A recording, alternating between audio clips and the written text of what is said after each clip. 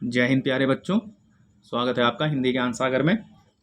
तो हमारा सेशन अभी जो चल रहा था सूरदास के पद, वहीं से हम स्टार्ट करेंगे। तो आज हमारा जी 8वां पद है, ऊधो मन न भय 10-20। तो इसका संदर्भ 1-2 नंबर का आता है, या जो भी आएगा आपको लिखना होगा। तो आप संदर्भ जानते हैं, ठीक है? नहीं जानते हैं तो आप सुन लीजिए। प्रस्तुत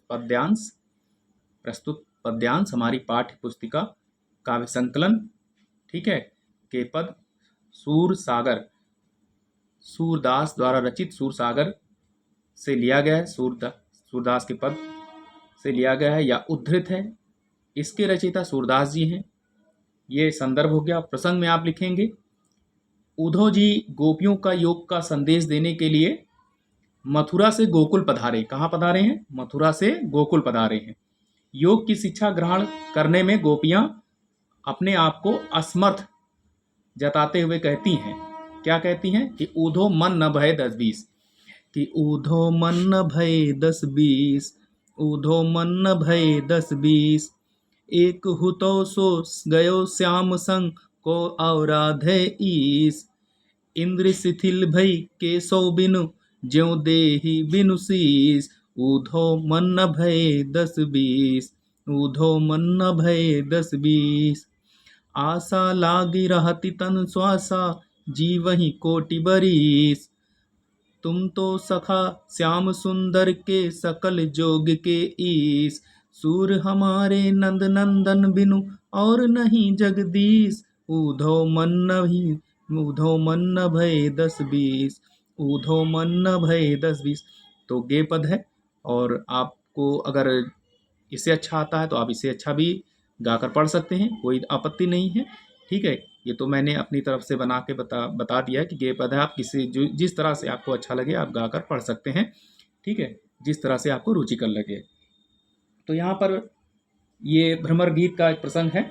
अब श्री कृष्ण जी मथुरा चले गए हैं और उनके वियोग में गोपियाँ एकदम व्याकुल हैं, पागल हो गई हैं, ठीक है। और उद्धव जी से वे संदेश भिजवाते हैं। संदेश लेकर ब्रज में आए हैं उद्धव जी। गोपियाँ उनसे अपने मन की व्यथा कहती हैं कि कृष्ण के अतिरिक्त अन्य किसी की वे आराधना नहीं कर सकती। इसी का वर्णन इसमें किया गया है। तो क्या कहा है? व्याख्या देखिए, उद्धव मन नये भय 10-20। तो गोपियाँ उद्धव से कहती हैं कि हे उद्धव, हमारे पास 10-20 मन नहीं है। यानी एक दो दो आंखें होती, दो कान होता, दो हाथ पैर होते, लेकिन यहाँ मन तो एक ही होता है ना, हृदय तो एक ही होता है। 10-20 नहीं है, एक ही मन है, ठीक है। तो वो हमारे साथ नहीं है। एक हुतो सो गयो श्याम संग, यानी एक ही मन था। एक हुतो सो गयो सा, एक ही मन था। अब वो किसके साथ चला गया है? कृष्ण जी के साथ, वो कन्हैया के साथ चला गया है। को और आधेश, तो हम किस मन से तुम्हारे निर्गुण ब्रह्म की उपासना करें? यानी एक ही हृदय था, एक ही मन था, और वो भी तुम्हारे कन्हैया के साथ चला गया है। कहाँ? मथुरा चला गया है। तो हम किस मन से आपके निर्गुण ब्रह्म की आराधना करें? इंद्री शिथिल भई केशव बिनु ज्यों देहि बिनु शीस, इंद्रियां हमारी उसी प्रकार शिथिल हो गई हैं। शिथिल मतलब ढीली पड़ गई हैं, यानी शक्तिहीन हो गई हैं, यानी निर्बल हो गई हैं। किसके बिना? केशव यानी कृष्ण के बिना। जैसे बिना सर वाला आदमी, यानी किसी का सर काट दिया जाए तो उसका शरीर क्या हो जाएगा? निर्जीव हो जाएगा। तो उसी प्रकार से बिना धड़ वाला शरीर जैसे शिथिल हो जाता है, बेकार हो जाता है, वैसे ही हमारा शरीर हो गया है। ज्यों देहि बिनु शीस, जिस प्रकार से बिना सर के शरीर हो जाता है शिथिल, बिना जान के हो जाता है, वैसे ही हमारी भी दशा वैसे ही हो गई है। आशा लागी रहत तन श्वासा, और हम इसी आशा में, यानी किसकी आशा में? श्री कृष्ण के लौटने की आशा में, उन्हीं की आशा में जीवन ही कोटि बरिस, हमारे शरीर में श्वासा माने सांस चल रही है। हमें आशा लगी हुई है कि वो जरूर आएंगे लौटकर, और इसी आशा में हम करोड़ों वर्षों तक जी सकती हैं, यानी जीवित रह सकती हैं। तुम तो सखा श्याम सुंदर के सकल जोग के इस, हे उद्धव, आप तो श्री कृष्ण के सखा हो, परम मित्र हो, सकल योग के ईश और योग के स्वामी हो। योग मतलब